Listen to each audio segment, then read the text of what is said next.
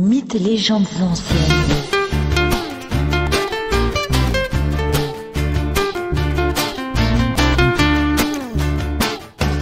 L'Iliade, chants 15, 16 et 17. La ruse d'Héra a mené Zeus dans sa couche. Puis le roi des dieux s'est même endormi auprès de son épouse.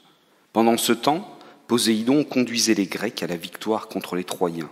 Ces derniers sont repoussés au-delà de la muraille, des pieux et du fossé.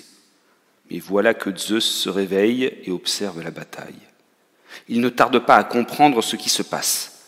Il se tourne alors vers sa perfide épouse et lui dit « Héra, tu m'as abusé, mais il ne te suffira pas de te donner à moi sur ce lit pour me tromper à nouveau. » Héra répond à Zeus « Ce n'est pas moi qui ai demandé à Poséidon de venir en aide aux Achéens. C'est lui qui a eu pitié d'eux, mais je vais aller le voir afin de lui dire de se retirer. » Zeus sourit, satisfait de la réponse de Héra. Puis il envoie Apollon soigner Hector. Bientôt, Poséidon se retire de la mêlée et Apollon fait le nécessaire pour permettre à Hector de reprendre le combat. Zeus annonce alors l'avenir. Hector et les Troyens repousseront les Grecs jusqu'à leur navire. Patrocle, l'ami d'Achille, défendra jusqu'à la mort les bateaux et les soldats grecs, mais Hector le tuera. De colère, Achille, furieux, tuera à son tour Hector, et dès lors je laisserai les Achéens l'emporter et prendre Troie, grâce au conseil d'Athéna. Et comme Zeus venait de l'annoncer, Hector conduit les soldats troyens jusqu'au pied des nefs tirées sur le sable. Les soldats grecs sont acculés. Leur défaite et leur mort semblent imminentes.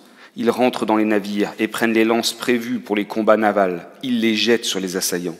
C'est alors que le vieux et sage Nestor prie Zeus et lui demande son secours en lui promettant de riches sacrifices à venir. Zeus entend la supplique de Nestor l'Achéen. Le combat se déroule entre les tentes des Grecs, entre les bateaux. Les Troyens tentent de les incendier.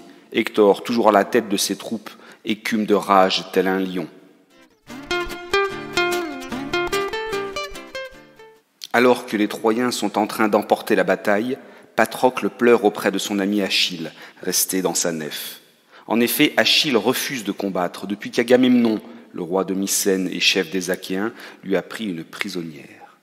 Achille demande à Patrocle pourquoi il pleure. « Achille, mon ami, je pleure parce que les plus valeureux d'entre nous sont sur le sable ou dans les nefs, morts ou blessés. Ainsi Diomède, Ulysse ou Agamemnon ne peuvent plus combattre. Je ne peux te demander d'aller te battre, mais autorise-moi à revêtir tes armes. Ainsi les Troyens, quand ils me verront, croiront que c'est toi, et pris de panique, ils reculeront. » C'est alors qu'un Troyen parvient à mettre le feu à la nef d'Achille. Celui-ci ordonne alors à son ami.